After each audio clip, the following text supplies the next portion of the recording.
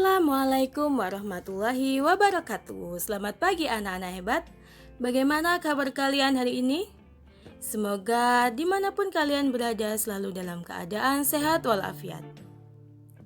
Sebelum kita memulai pembelajaran hari ini, marilah kita berdoa terlebih dahulu. Berdoa, mulai.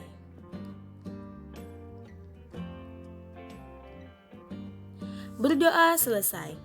Hari ini kita akan belajar tema 1, subtema 3, pembelajaran 1 bagian 2. Tujuan pembelajaran hari ini adalah yang pertama, dengan percobaan siswa mampu mengidentifikasi sifat-sifat bunyi memantul dan menyerap dengan lengkap. Yang kedua, setelah percobaan siswa mampu menyajikan laporan sifat-sifat bunyi memantul dan menyerap dengan sistematis. Anak-anak hebat, di beberapa daerah makanan tradisional ditawarkan penjual dengan berkeliling kampung. Terkadang mereka berteriak atau membunyikan alat menawarkan makanan tersebut. Suaranya nyaring terdengar. Apakah kalian pernah melihat pedagang roti lewat ke depan rumah kalian? Pedagang roti biasanya memberitahu pelanggannya dengan cara menekan trompet sehingga menghasilkan bunyi nyaring. Bunyi trompet yang ditekan oleh penjual roti bisa sampai di telinga kita karena merambat melalui media rambat bunyi. Pada pembelajaran sebelumnya, kalian telah belajar media rambat bunyi. Bunyi merambat melalui yang pertama benda padat, yang kedua benda cair, dan yang ketiga benda gas.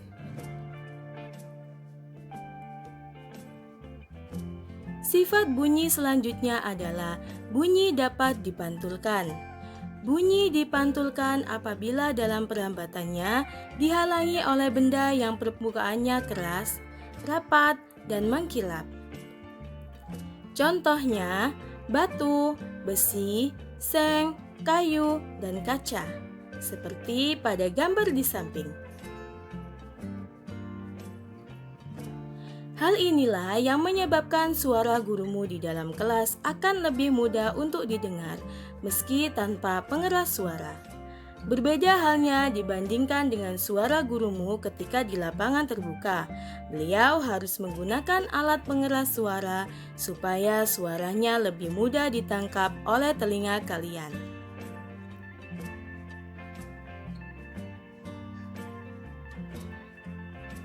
Ada dua jenis bunyi pantul. Yang pertama, gaung atau kerdam. Gaung atau kerdam yaitu bunyi pantul yang datang hampir bersamaan dengan bunyi aslinya. Gaung terjadi karena jarak antara sumber bunyi dengan media pantul cukup dekat. Contohnya, bunyi yang terjadi di dalam gedung. Yang kedua, gema. Gema yaitu bunyi pantul yang terdengar setelah bunyi asli selesai. Hal ini terjadi karena sumber bunyi dengan dinding pantul letaknya jauh. Contohnya, bunyi yang terjadi di lereng gunung. Manfaat pemantulan bunyi. Yang pertama, mendeteksi benda-benda di bawah laut. Seperti ketika ada kapal yang tenggelam, maka untuk mendeteksi keberadaan kapal tersebut digunakanlah teknik pemantulan bunyi. Yang kedua, menentukan kedalaman laut. Yang ketiga, mendeteksi kerusakan pada struktur logam. Yang keempat, mengukur ketebalan logam. Dan yang kelima, membantu proses USG. Selain dapat dipantulkan, bunyi juga bersifat dapat diserap. Bunyi dapat diserap apabila dalam perambatannya dihalangi oleh benda-benda yang permukaannya lunak atau berongga. Benda-benda tersebut disebut benda peredam bunyi. Contohnya, karpet, kapas, busa, wol, kertas, dan karet. Seperti dinding yang ada di dalam bioskop. Dinding pada bioskop dipasang karpet yang bertujuan untuk menyerap atau meredam bunyi dan menghilangkan pantulan suara gaung dalam ruangan tersebut. Sekian pembelajaran hari ini. Apabila ada kata yang kurang berkenan, Bu Guru mohon maaf.